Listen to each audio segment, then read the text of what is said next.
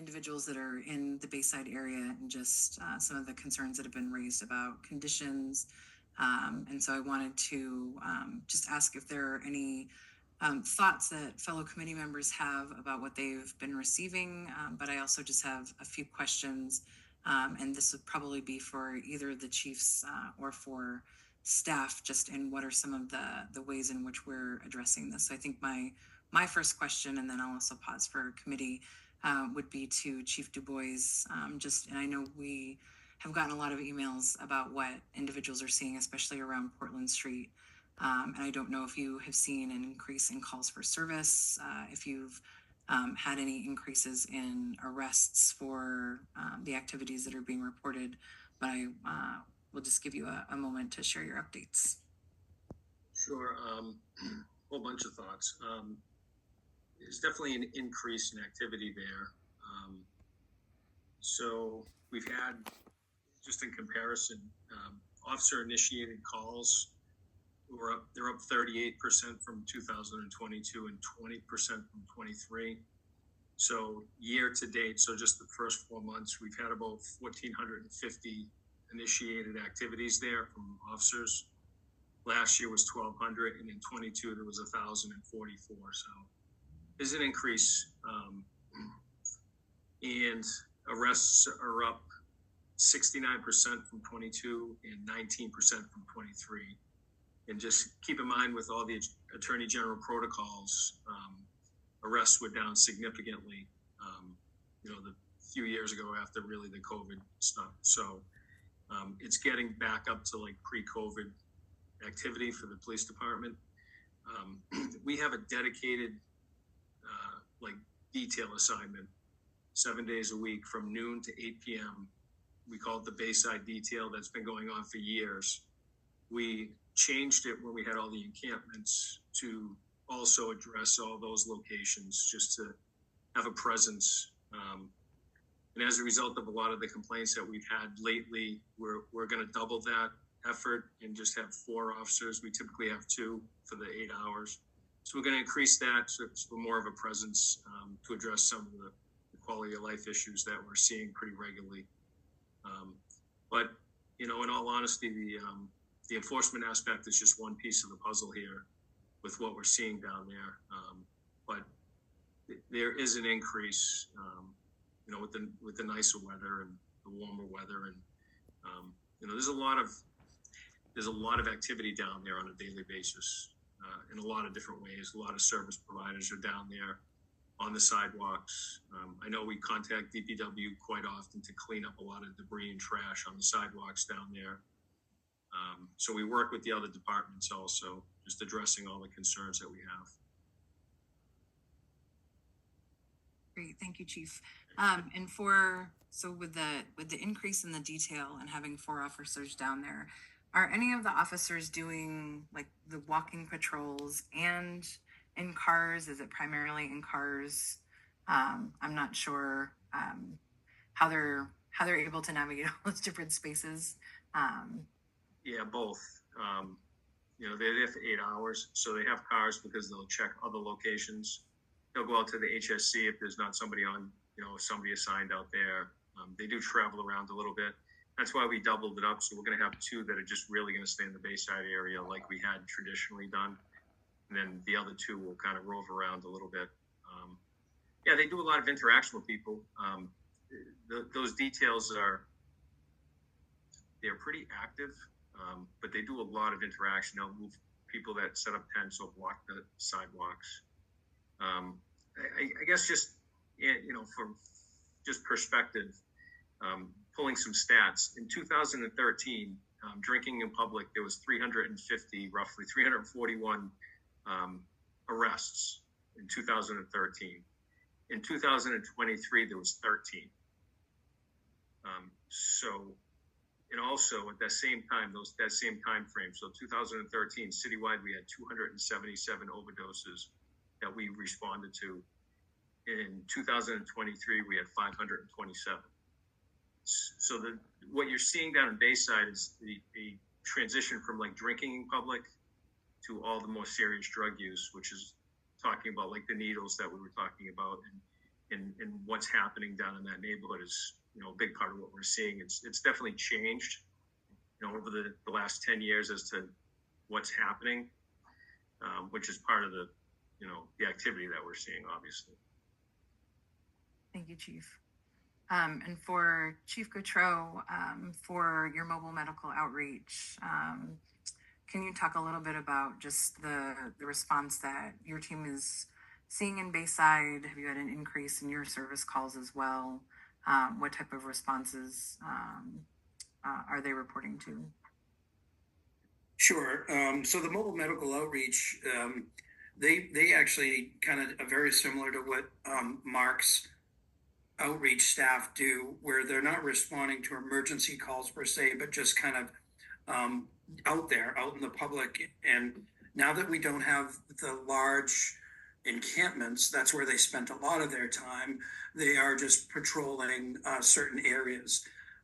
They always have regular stops. One of them is at the HSC out on Riverside Street. They have their regular spots where they go to, just like the police officers know the regular locations. But they have been increasing their kind of their patrol, if you will call it that, or outreach, and just checking in with people in the Bayside area. They were down in Marginal Way quite a bit. They were down at the end of Frederick Street quite a bit when all of those were happening. And so now they spend a lot of their time out on Riverside Street, just outside of the building, just doing some outreach and checking in on any medical issues, if you will. But they are pretty active in that area that you mentioned earlier, Counselor, at Portland Street as well. Great, thank you, Chief. So I just want to open it up for other counselors if you have just any questions that you'd like to include. I think one of the next steps that I'm thinking of, just from, you know, as the chair of this committee, is of course the continued connection with our community partners like Preble Street, Spurwink, Milestone, to talk about what are some of the efforts that they're able to support, also to address the concerns that have been brought up by the community. But I also see Councilor Trevorrow, your hand's up. Go ahead. Thank you. Are we able to know if there's a CTO on that particular property where the video was taken?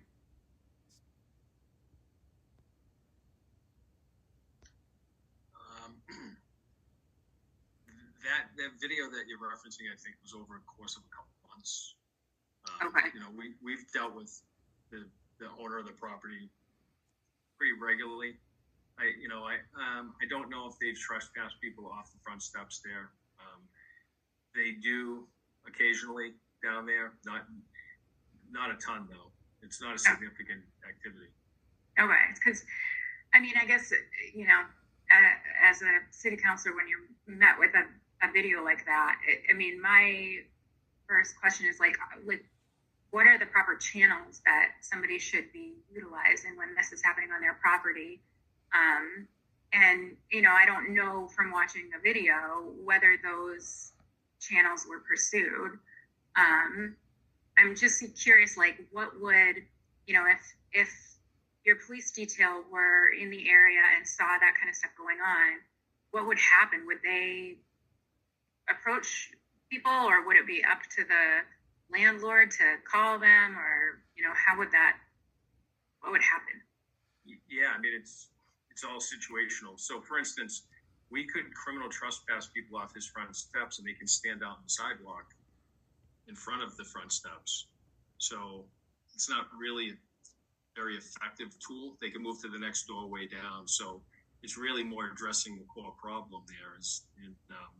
You know, obviously if the officers see something, they stop and address it, whether it's some type of intervention or if it's an arrest, you know, whatever it is.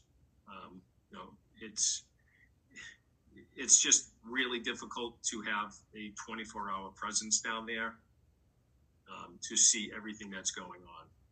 It's right. It's just virtually impossible for us to do that. I serve on the advisory board for Elena's Way, which is right next door, and I think like per our creation documents that create our committee, there's a period of time at which we're supposed to review the question of whether we want to request additional police detail in the area. I think we just recently discussed that and decided that although activity had increased, we didn't think that it had quite reached the level where we needed to do that. I wondered though, if say Elena's Way Advisory Committee wanted to request additional policing detail, is that even something that just happens? I would assume it becomes then a resource question for the city. And completely, yeah. It's us having the capacity to fulfill the request, and then the hours too. It's this stuff is happening 24 hours a day. Like the video that was shown. For instance, easy answer is it's like on a cold, rainy day, it's very quiet down there. On a nice, warm, sunny day, I was down there earlier today. There's a lot of activity on all the streets and all the neighborhoods, adjoining that property. So it'd be really tough to have just a one officer detail down there to address all those problems. right. Thank you. Thank you, Counselor. Any other questions or Counselor Sykes, go ahead. Thank you. I, like everyone else here, has watched that video. And I think it's just really important to say that it's really hard to watch. There are also some kind of beautiful moments between human beings there. As difficult as those interactions are and the things that are happening, there's kindness there. And so I think this is one of those moments in a community where we can become really divided. And I think understanding that the suffering that we're seeing there is all of our suffering. It's the suffering of the people on the street, the suffering of the people who have to live in that area and see that every day. It's the suffering that gets compounded when videos like that go out to the rest of the community and reverberate, right? So I just kind of want to take one of those moments and say, peace, peace, peace, right? Let's find a way through this that honors the fact that we're really all suffering here. Yeah. So anyway. Thank you, Counselor Sykes. I think that is also, I echo your sentiments. I think, again, yeah, the video is very hard to watch for lots of different reasons. I think we feel compassion and sadness for the individuals who are the ones that are sleeping on the stairs. Because I can only imagine having someone take a video of one of the lowest moments of my life and disseminate it to the public for everybody to see. And so I think we are continuing to try and move all of these different parts, which we did when we were trying to resolve encampments, right? We were trying to work with community providers who were trying to do that frontline navigation. We were trying to work with city staff who were trying to, make the city accessible and livable for everybody who's here. We were trying to work with the very, limited resources that we have. We know we're in a housing crisis. We know we're still dealing with substance use and mental health issues and not enough treatment beds. They're the and. And so, I think the thing I would ask all of us to kind of keep at the front of our minds is, the humanity of it, the patience and respect for each other as we're trying to really tackle impossible, not necessarily impossible, but, very, very difficult situations to move through.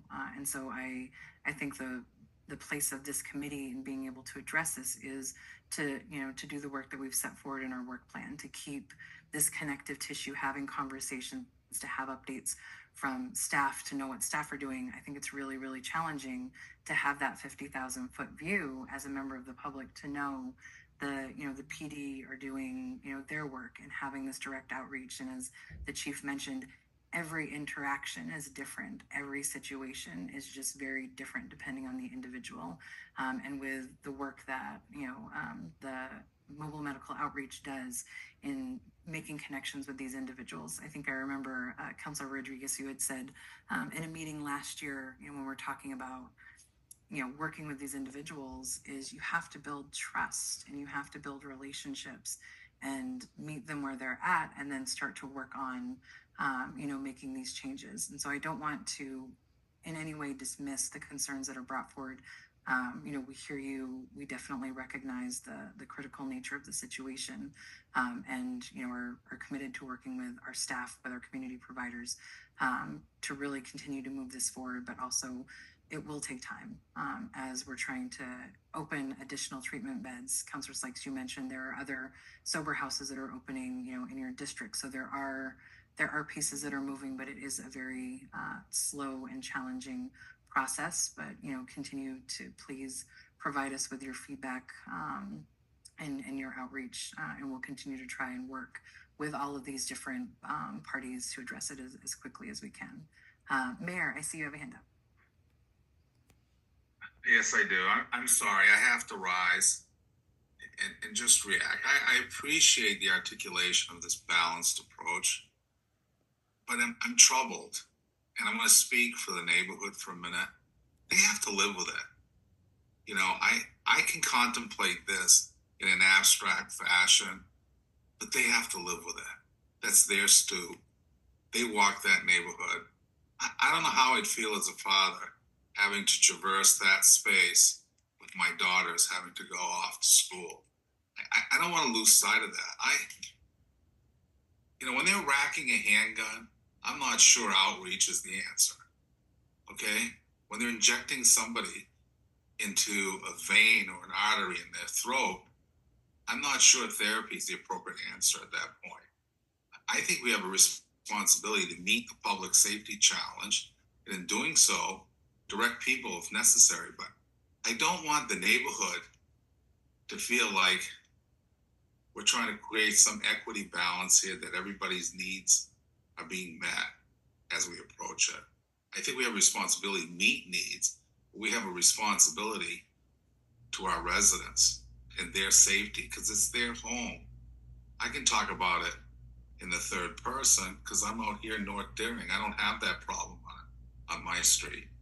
I don't know if I'd feel differently if I lived on Portland Street, okay, or Mechanic Street.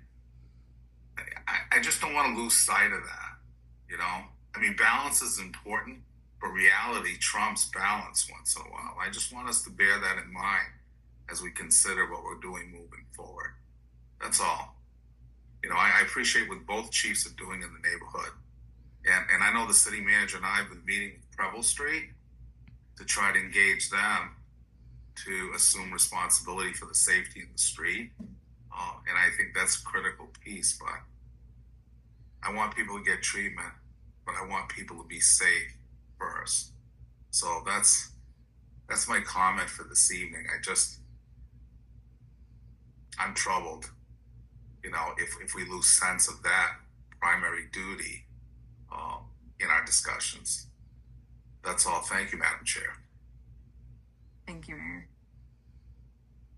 I think my response and just the continued discussion I think we'll have at this committee is, as the chief mentioned, they can't have a 24/7 presence. And so I do think that this really requires a community response and being able to work with our partners. Mayor, as you mentioned, you're meeting with Preble Street. I think it's meeting with Preble Street and Living Room and Milestone and all of the providers that are working in this area. It's continuing to have the conversations with our assistant city managers in what our outreach teams are doing. And it's continuing to have that engagement with the chiefs, both for how their patrols are working now that they're increasing that, but also with the mobile medical outreach and the behavioral health units and being able to engage them. And so I don't want to lose the sight of safety. I see the kids walking through these neighborhoods. I have worked at many of the different preschools and public health offices within those neighborhoods, and definitely hear that concern. And so I want to figure out how we can best continue to move this forward. What I just want to make sure is that we're not setting an expectation that there is some switch that we can flip, and all of a sudden, people will be moved out of Bayside, and this is going to change. This is, again, going to take lots of different moving parts, and if it weren't complicated, I think we would have already made that change. Councillor Tavarro, and then Mayor. Thank you, Chair. Mayor, I only raised my hand because I felt the need to offer some rebuttal comments. I just, I don't feel we should be setting up a dynamic of picking sides in this. And I don't know what if we're prioritizing safety over offering treatment resources. I don't know what that looks like beyond what we're doing. Like what does that mean? Does that mean that we should be 24 hours policing the streets and making every arrest that we possibly can? Because I'm not sure that would work. And this is a issue that has too many core components for that to be our only solution. And I also just, the way that this is being brought to our attention through the publicized, the social media blasting of people's private business in their misery is very divisive and capitalizing on fear and stigma. And I don't think that that's helpful to this quandary either. So, we're a community that is facing this, as are communities all across the country. And, we need to be looking at global solutions to it that doesn't pit one side against the other, and certainly not the people who are the most marginalized and have the least resources. Thank you. Thank you, Councillor. Mayor, go ahead. I appreciate the rebuttal, Counselor. I don't have problems picking sides. I've spent a career picking sides to try to advance one proposition or another. And the side that I took tonight is for the general public safety. I think that's the value that I'm trying to advance. And yes, it's complicated. And I agree with the chair. If it wasn't, we would have solved it. As a matter of fact, our predecessors would have solved it. But I'm just saying, if I have a bias, I have a bias for the quality of life in that neighborhood, and I'll do what I can advance it. But it doesn't mean that I'm going to discard our responsibility to provide adequate services for those that have a substance use disorder. But I just don't want to be oblivious to the idea of the impact that condition has on residents, as opposed to those who live outside that space. And we can afford a conversation about peace and balance. So I do appreciate your rebuttal. That's why the system works, right? So, and I appreciate the chair's consideration that there are many stakeholders to bring to the fore on this process. So I'm not closing the door on that, but I'm just comfortable being clear in my mind the path forward. And I look for support and confirmation or invalidation of my thinking if that's available. But I just want to get it done on behalf of the neighborhood. Thank you. Thank you, Mayor. Councillor Sykes. Thank you. I really appreciate these discussions. I think it's really important to raise issues that are difficult to talk about. When I see this situation, I see that we are limited by things outside of what we can control. So we have a lot of city services. We're doing a great job of ramping up and getting more city services. But I had a conversation with the police chief recently about the limitations of arresting people in these circumstances. We arrest them, they're back on the street in a few days. We don't have a jail system that can accommodate the needs of this population. And so that's an ineffective solution. And so I guess that I would challenge you, Mayor Dion, to use your influence at the county level as a former law enforcement officer at the state level to see if we can move some of the systems that are beyond our control, the county jail system, things that have, that can help us with this. This is I just don't think we're entirely in charge of all the moving parts here. And while I understand that, you know, you want to advocate for the neighborhood, I consider the people that are living and sleeping on the street part of that neighborhood, I will say.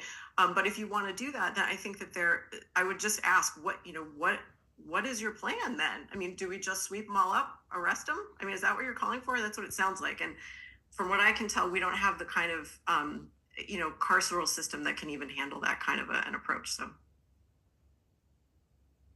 Thank you. Councilor Rodriguez, go ahead. Thank you, Chair. I only raised my hand to say that it feels like we're starting to have a substantive conversation about an item that is not only not on our agenda tonight, but it's on the work plan for future meetings. So while I certainly appreciate it, and it's something clearly that we're all interested in discussing and diving deeper, so that we can identify, what is the right perspective for our policy initiatives, et cetera, et cetera. Perhaps tonight's not, the right moment. I'm trying to remember what Mayor Diane likes to say, where it's like right argument, wrong court. Perhaps tonight that's appropriate to say as well. Thank you, Chair. Thank you, Counselor. I think, a really good point. I wanted to make sure that we created space to be responsive to, the number of requests that we had for us to have a discussion. I think definitely this is something that will continue to be on our work plan. And if we feel, as we're continuing to do that work, that it's something that really requires full council work, maybe through a workshop and talking through what are the options.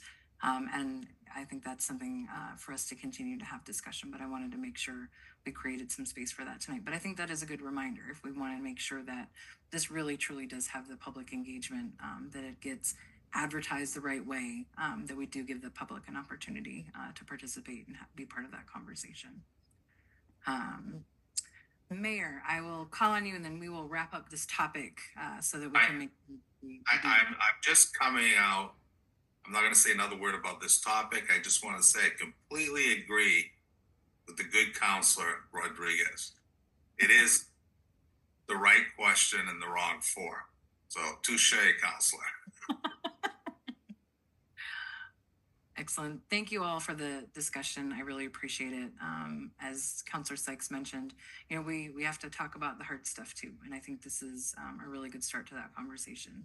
And one that I feel like not really just starting the conversation. This is a continuation of something that I think we're going to continue to deal with until we have more housing that people can transition to and more services and supports that help lift them out of these situations. So I appreciate the engagement, and this will definitely be ongoing.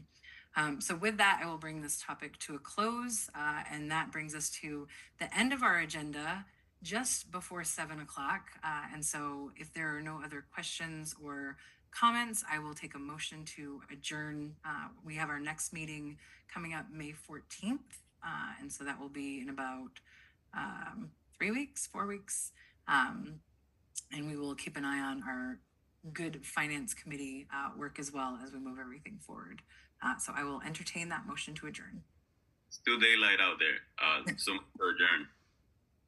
Second. Thank you. Motion by Councilor Rodriguez, seconded by Councilor Trevorrow.